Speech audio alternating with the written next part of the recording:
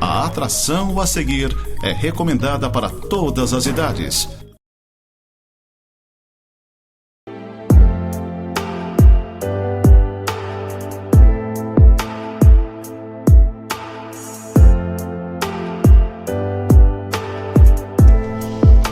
Olá, gente amada, gente querida, graça e paz. Eu desejo a todos uma abençoada semana de Páscoa, uma semana santa, como alguns falam. Eu desejo que o verdadeiro sentido da Páscoa esteja no meio da sua família, que vocês realmente consigam celebrar a vida do Cordeiro que se ofereceu, a vida do Cordeiro de Deus que se deu em sacrifício por muitos, para a salvação de muitos. Que a Páscoa seja celebrada nessa visão e com esse coração, na certeza de que Ele vive e reina pelos séculos dos séculos, na certeza de que esse mesmo Senhor Jesus que se ofereceu na cruz, que ressuscitou dentre os mortos, prometeu voltar para buscar a sua igreja, para buscar o seu povo. Nós fazemos parte do povo do Senhor e certamente um dia estaremos com Ele por toda a eternidade. Que esse sentido então seja vividamente celebrado no meio da sua casa, no meio da sua família. Para sua edificação, gostaria de trabalhar um texto do livro de Atos. Eu não escondo a minha predileção por esse livro sagrado, adoro, amo o livro de Atos, já tenho escrito vários tratados sobre esse livro. Capítulo de número 4, o verso 23 até o verso 31. Se você tiver uma Bíblia e puder apanhar, nós vamos logo fazer a leitura desse texto. A pergunta que eu quero fazer é: o que acontece quando a igreja efetivamente ora? E eu quero frisar o efetivamente. O que acontece quando a igreja efetivamente ora? Certamente a oração tem o poder para remover montanhas, que é aquilo que nós percebemos ao lermos as Escrituras. Certamente a oração tem o poder para transformar corações, que é o que nós também percebemos de vidas que foram transformadas pelo poder do Senhor. Quando a igreja ora, os elementos da natureza, eles são detidos. Por exemplo, o sol parou pelo poder da oração.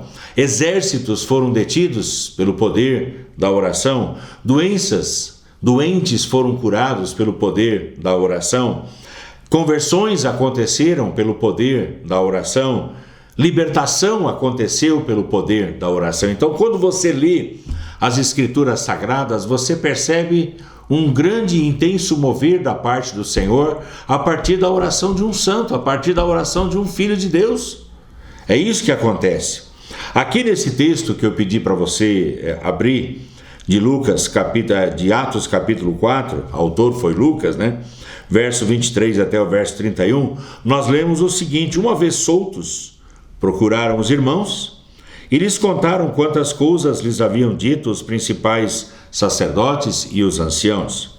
Ouvindo isto, unânimes levantaram a voz a Deus e disseram: Tu, soberano Senhor, que fizeste o céu, a terra, o mar e tudo o que neles há, Tu que disseste por intermédio do Espírito Santo, por boca do nosso pai Davi, teu servo, por que se enfureceram os gentios e os povos imaginaram coisas vãs? Levantaram-se os reis da terra e as autoridades ajuntaram-se a uma contra o Senhor e contra o seu ungido.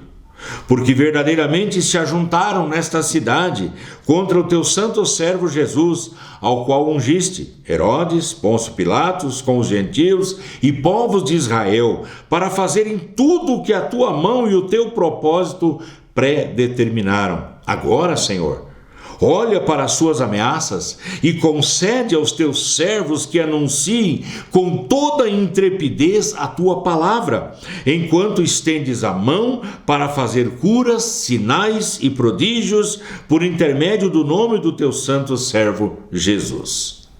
Tendo eles orado, tremeu o lugar onde estavam reunidos. Todos ficaram cheios do Espírito Santo e com intrepidez anunciavam a palavra de Deus. O texto está lido. A pergunta que eu faço é: em que circunstâncias a igreja jerusalemita, a igreja de Jerusalém orou? Em que circunstâncias aqueles primeiros crentes, aqueles primeiros cristãos oraram? Eles oraram em circunstâncias adversas, desfavoráveis. Eles oraram em um tempo de duras e terríveis perseguições. Presta atenção nos detalhes que eu estou te colocando. Eles não oraram quando tudo estava bem. Eles não oraram quando tudo estava maravilhosamente em paz. Eles oraram em um tempo de desfavorabilidade. Eles oravam no meio da perseguição. Eles oravam quando estavam sendo açoitados e perseguidos por causa do nome de Jesus. Os discípulos tinham sido presos. Se você olhar um pouquinho para trás, capítulo 4, do verso 1 até o verso 3, Pedro e João são presos. Por que eles foram presos? Porque eles curaram um homem que esmolava, um coxo, assentado à porta formosa do templo, pedia esmola àqueles que iam entrar. E Pedro e João disseram: olha, nós não temos ouro, nós não temos prata, mas aquilo que nós temos, nós te damos. Em nome de Jesus Cristo, levanta-te e anda. Eles curaram aquele homem e, em consequência do bem, em consequência da cura que fizeram, eles foram açoitados, maltratados pelas autoridades religiosas. Então eles estavam presos. E mesmo presos oravam. Mesmo presos glorificavam. Mesmo presos glorificavam a Deus. Segunda coisa, eles estavam sendo questionados. Capítulo 4, verso 7. Eles perguntaram: com que poder? Ou em nome de quem vocês fizeram isso? Qual é o poder que vocês têm? Em nome de quem vocês estão curando e agindo dessa maneira?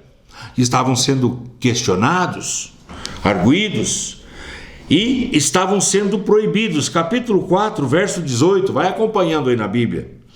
Chamando-os, ordenaram-lhes absolutamente que não falassem, nem ensinassem em o nome de Jesus. Ou seja, vocês apanharam e agora vocês vão ser proibidos de falar desse nome e de ensinar a partir desse nome. Então, de falar, ensinar, pregar, eles estavam proibidos. Agora, olha para o contexto, vê se eles obedeceram a essas ordens. Eles mesmos disseram: olha, nós não podemos deixar de falar das coisas que nós vimos e ouvimos. Tenta amordaçar um cristão para ver o que acontece. Tenta proibi-lo de falar de Jesus e das suas maravilhas para ver o que acontece. Eu não estou falando de cristão meia boca. Eu estou falando de cristão autêntico, que confessa o nome de Jesus como seu Senhor e seu Salvador. Ele paga com a sua vida. Ele obedece primeiramente ao Senhor, ao Pai amado. É assim que tem acontecido durante a história. Eles foram ameaçados, capítulo 4, verso 21, diz assim: depois ameaçando-os ainda, quer dizer, não bastou prendê-los, não bastou açoitá-los, não bastou proibi-los de falar de Jesus. Ameaçaram: olha, vai acontecer coisa pior, cuidado, você tem casa, cuidado, você tem família. Ameaçaram. Que tipo de ameaça nós não lemos aqui? Mas a gente consegue imaginar as ameaças que são feitas. Agora presta atenção no que eu vou dizer para você. Foi nessas circunstâncias que eles estavam orando. Tem gente que quando apanha, quando é perseguido por causa da sua fé, se enclausura, se fecha. Eles não. Eles não recuaram, eles não ficaram quietos. Eles apanharam, mas não deixaram de falar de Jesus. Eles foram açoitados, mas não deixaram de falar do Senhor. E eles não deixaram de orar. Então, nessas circunstâncias, foi que a igreja orou. Era um contexto de horas difíceis, de tempos difíceis. Segunda pergunta que eu faço é: com que atitude? Eu quero fazer depois uma diferenciação aqui, mas presta atenção no termo. Com que atitude a igreja orou? Olhando aqui para o contexto, especialmente para o versículo 24 do texto aqui que nós lemos, nós percebemos que eles foram unânimes em levantar a voz a Deus. Unânime, um ânimo, um fôlego, um só sopro, um só coração, uma só visão, uma só mente, um só propósito, um ânimo, um fôlego. Ou seja, eles não estavam divididos, um pensando desse jeito, outro pensando daquele jeito, outro pensando daquela maneira. Não, havia uma forma de pensar, de crer, de se portar. Era dessa maneira que eles estavam orando. O apóstolo Paulo, escrevendo aos Coríntios, na primeira carta, capítulo 1, o verso 10, até o verso 12, diz que nós devemos falar a mesma coisa. Rogo-vos que faleis a mesma coisa. Olhe para o contexto onde você está vivendo em comunidade. Estão falando a mesma coisa. Que faleis a mesma coisa, sem divisões. Olha para o contexto aonde você está congregando. Tem divisões? Partido A, partido B, partido C. Um pensando de uma maneira, outro pensando de outra maneira. Paulo está falando nesse texto de 1 Coríntios, capítulo 1, verso 10 a 12, que eles deveriam falar a mesma coisa, que eles deveriam estar vivendo sem divisões, estar inteiramente unidos, na mesma disposição mental e no mesmo parecer, ou seja, tenham o mesmo conceito. Tenham a mesma opinião, tenham a mesma visão, ou seja, saibam para onde vocês estão indo, lembrem de onde vocês foram tirados e resgatados e lembrem para onde vocês estão indo. Em Mateus capítulo 12, no verso 25, o Senhor Jesus ensinou que o reino dividido, a casa dividida não prospera. Quando um pensa de um jeito, o outro pensa de outro jeito, reino dividido ficará deserto. Foi o que o Senhor Jesus ensinou. Por que muitas vezes nós percebemos igrejas se esvaziando, ministérios acabando, sucumbindo? Por quê? Porque o reino é um reino dividido. Porque o propósito não é mais o mesmo, que é glorificar e exaltar ao Senhor. Então o reino ele vai ficar deserto. Se você pegar capítulo 2 de Atos, eu amo demais essa informação. Capítulo 2, do verso 42 até o verso 47, fala do modus vivendi, da forma de vida da igreja jerusalemita, da igreja de Jerusalém. Eles perseveravam na doutrina dos apóstolos, na comunhão, no partir do pão, nas orações. Havia temor em cada alma, prodígios e sinais eram feitos por meio dos apóstolos. Todos os que creram estavam juntos e tinham tudo em comum. Eles vendiam as suas propriedades e bens e distribuíam o produto entre todos à medida que alguém tinha necessidade. Diariamente perseveravam unânimes no templo, partindo o pão de casa em casa e tomando as suas refeições com singeleza de coração, contando com a alegria de todos e louvando a Deus e contando com a simpatia de todo o povo. Enquanto isso, acrescentava-lhes o Senhor dia a dia os que iam sendo salvos. Eu amo esse retrato.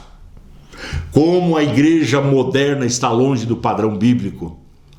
Como a igreja moderna está longe desse padrão estabelecido nas Sagradas Escrituras. Nós precisamos voltar ao evangelho original, nós precisamos voltar ao evangelho da Bíblia Sagrada, das informações de como a igreja vivia, sem disputar cargos, sem disputar posições, sem que o eu fosse massageado. Ali as pessoas amavam uns aos outros, toleravam uns aos outros, amavam uns aos outros, ensinavam uns aos outros, comiam juntos, enfim. Essa era a visão da igreja primitiva. Então, eles vivendo assim, oravam dessa maneira, e quando eles oravam, os sinais, os prodígios, as maravilhas aconteciam, o reino crescia, as pessoas aderiam ao evangelho, se convertiam, voltando-se para o Senhor. Terceira coisa, a pergunta agora é com que atitude? Eu falei da atitude, agora eu quero falar com que espírito a igreja orou. Como assim, pastor? Você já vai entender. Qual era o espírito que estava norteando a forma de vivência e de convivência? A primeira coisa na sua oração é que eles exaltaram a soberania de Deus. Esse era o espírito, exaltando a soberania do Senhor. Então ergueram a voz e disseram: Tu, soberano Senhor, que fizeste o céu, a terra, o mar e tudo que neles há. Ou seja, a honra foi dada ao Senhor, a glória foi dada ao Senhor, o nome do Senhor foi exaltado. Então a gente muitas vezes olha as pessoas orando hoje, pedindo bênçãos para si, tudo voltado para si, eu, para mim. E a igreja orou exaltando o nome do Senhor, louvando, adorando o nome do Senhor. Então esse é o primeiro princípio que eu destaco. A segunda coisa, eles oraram fundamentados na palavra de Deus. Do verso 25, verso 26, eles recitam um texto do Salmo 2, ou seja, eles conheciam as Escrituras. Eu fico horrorizado hoje como as pessoas conhecem um pouco a Bíblia. Praticamente nada, coisa nenhuma. E nós temos que aprender isso. Eu aprendi há muitos anos atrás com um pastor chamado Jonathan Ferreira, do Vale da Bênção, em São Paulo. Ele nos ensinou a confessar a palavra do Senhor. Quando nós oramos, nós temos que ter um princípio que nos norteia naquela oração. Por exemplo, só para você entender aqui, fugindo um pouquinho do contexto. Você está orando por um filho seu que está num problema de drogas ou qualquer outro problema, no casamento, no trabalho, não importa, mas você está orando por alguém. E aí você vai pensar assim, tá, mas eu tenho algum amparo escriturístico, eu tenho algum amparo bíblico para essa oração que eu vou fazer? Aí você vai lembrar da palavra que diz: crê no Senhor Jesus e será salvo tu e a tua casa. Então você tem uma base para estar fazendo a sua oração. Você vai orar dizendo: Senhor, a tua palavra declara, crê no Senhor Jesus e será salvo tu e tua casa. Então, firmado sobre esta palavra, eu oro por esse meu filho, para que ele seja curado, para que ele seja liberto, para que ele seja restaurado. Está entendendo o princípio? Claro que está. Então nós temos que ter essa base fundamentada na palavra de Deus. Por quê? Porque ela é inspirada pelo Espírito Santo. Quando você confessa a palavra do Senhor, Ele mesmo vai colocá-la em operação na minha vida ou na sua vida. Então eles confessaram a palavra, se apropriaram daquilo que estava escrito na palavra. Terceira coisa, eles reconheceram que o mundo estava contra o Senhor. Verso 27. Eles mencionam aqui Herodes, Pôncio Pilatos, os gentios, os povos de Israel. Eles mencionam pessoas que estavam se opondo à igreja, à pregação do evangelho cristocêntrico, centrado na pessoa de Cristo. A Bíblia diz em 1 João capítulo 5, verso 19, que o mundo ele jaz no maligno. Não espere coisas boas do mundo, não espere. Infelizmente eu tenho que dizer isso. Não espere coisas boas de gente podre.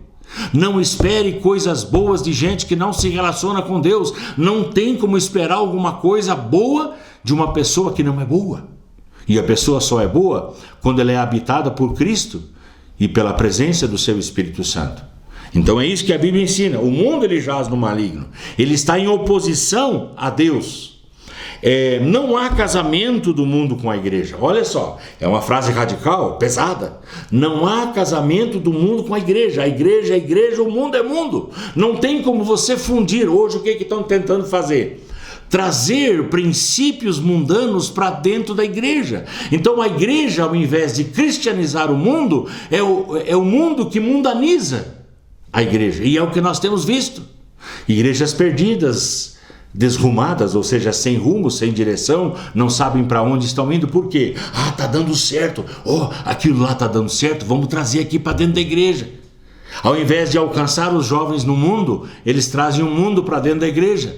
Eu não vou polemizar aqui porque é uma coisa bem complicada isso, mas nós temos isso acontecendo. Romanos capítulo 12, verso 2, outras vezes eu já falei aqui sobre esse texto, que nós não devemos nos conformar com este mundo. E ali não é você dizer eu sou inconformado com o que está acontecendo, não. Conformar é tomar a forma, ou seja, não tomem a forma desse padrão mundano, não tomem a forma desse mundo sem Deus, não tomem essa forma. Não vos conformeis com este século, com este mundo, mas transformai-vos, metamorfoseiem-se, passem por uma metamorfose na mente, no coração. É isso que o texto lá ensina. Então, não dá para casar o mundo com a igreja. Mas você pode transformar a sua forma de pensar. E você transformando a sua forma de pensar, certamente você vai ser um agente de transformação no seu lugar de trabalho, no meio da sua família, enfim, aonde você convive e com quem você convive. Quarta atitude deles foi uma atitude de abnegação. Verso 29, verso 30. Quando eu falo sobre isso, as pessoas devem achar que eu sou contra. Eu não sou contra você orar por suas situações. Eu não sou contra você orar por questões pessoais. Não é isso. Mas aqui, se você olhar para o texto, eles não estavam pedindo: Deus, nos livra da oposição, Deus, nos livra da perseguição, Deus, nos livra dessas autoridades. Não. Eles pediram intrepidez, ousadia, coragem para continuar pregando o Cristo. Então eles não pediram para si. Não pediram que Deus os livrasse das perseguições, mas eles pediram essa coragem: Senhor, nós queremos continuar pregando o Evangelho, nós queremos continuar sendo tuas testemunhas. E a palavra testemunhas vem do termo mártir, martireu, e isso é a verdadeira testemunha. Então, nessa dependência, nós temos que aprender a orar. A igreja, ela deve orar pensando na glória de Deus e não no seu próprio bem-estar. O que aconteceu? E aí com isso eu encerro. O que aconteceu quando a igreja orou? O verso 31 nos diz que o poder de Deus se manifestou. Houve um terremoto, e eu perguntei esses dias na igreja: quando foi que depois de uma reunião de oração da igreja, tudo tremeu ao redor? Quando é que você passou por essa experiência? Eles passaram, houve um terremoto, os discípulos ficaram cheios do Espírito Santo. A pergunta que eu faço é: quando foi que você participou de uma reunião de oração e todos foram plenificados com o Espírito Santo, ficaram cheios do Espírito Santo? Hoje as orações são muito técnicas. Nós temos que buscar com avidez a presença do Senhor para que os terremotos aconteçam, para que as pessoas fiquem cheias do Espírito Santo de Deus. Eles receberam a ousadia, a intrepidez, e os milagres então começaram a acontecer. Eu não tenho tempo aqui para poder mencionar todos esses textos: Atos 4:32, 4:14, 6:7, 9:31, de milagres que foram acontecendo, de sinais que foram acontecendo no meio da igreja, porque a igreja determinou orar com ousadia. Vamos orar com ousadia. Vamos fazer da nossa oração um momento especial de tocar os céus e de transformar o lugar onde nós estamos. Nós conseguimos isso por quê? Porque a Bíblia nos mostra que isso foi possível. E se foi possível naquela época, é possível na sua casa, é possível na sua igreja. Que Deus te abençoe. Vamos orar. Paizinho, em nome de Jesus, quando a igreja ora efetivamente, as coisas acontecem. Nós oramos, Pai, para que o Senhor levante na nossa geração um povo de oração, uma igreja de oração, uma igreja que não esteja preocupado ou preocupada apenas com números, com dinheiro, com fama, com prestígio, mas uma igreja que esteja preocupada em que o Senhor seja adorado, glorificado e exaltado, uma igreja que experimente os milagres a partir da oração. Eu oro, Deus, pela casa do Pai aqui na cidade de Lages. Eu oro para que essa igreja prospere, para que ela avance, para que ela seja um referencial de santidade, de bondade e um celeiro onde os milagres acontecem e o teu nome é honrado e exaltado. Eu oro por essa casa, por essa família que abre a sua casa para essa programação, que ela seja próspera e abençoada. Eu oro por essa emissora, Deus, para que ela seja cada vez mais abençoada e possa perpetuar a tua palavra para a honra e glória do teu nome, Senhor. Em nome de Jesus oramos e agradecemos. Amém e amém. Gente amada, gente querida, fiquem todos debaixo da graça e da paz do Senhor Jesus.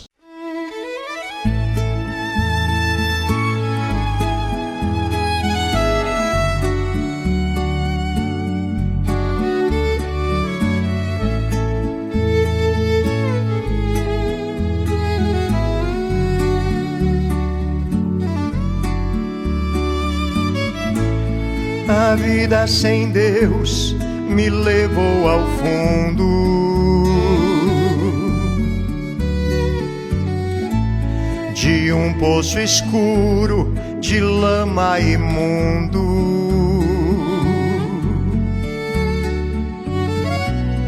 Queria sair, porém não podia.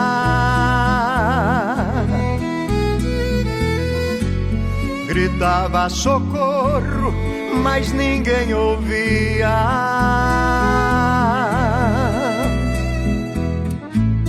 A vida sem Deus roubou minha alegria.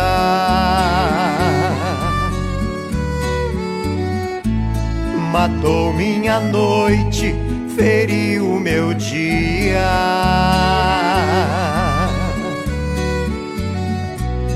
Em nenhum lugar encontrava paz,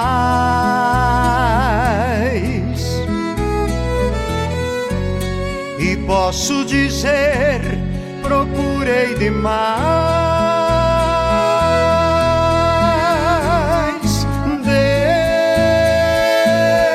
Deus, razão da vida,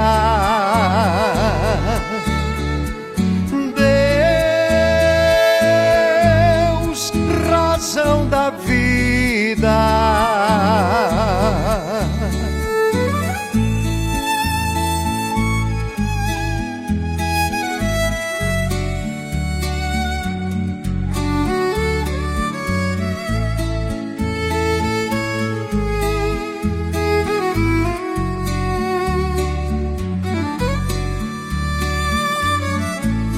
A vida sem Deus é barco sem porto,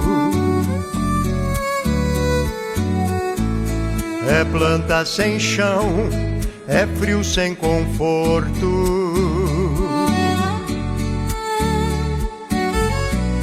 é fogo que queima sem nada aquecer,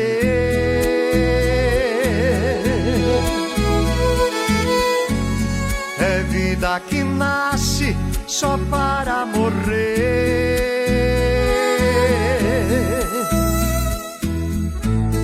A vida sem Deus é fonte sem água,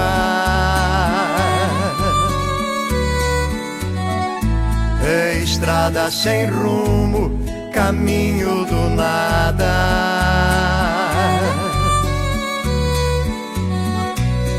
É poço sem corda, ponte abandonada,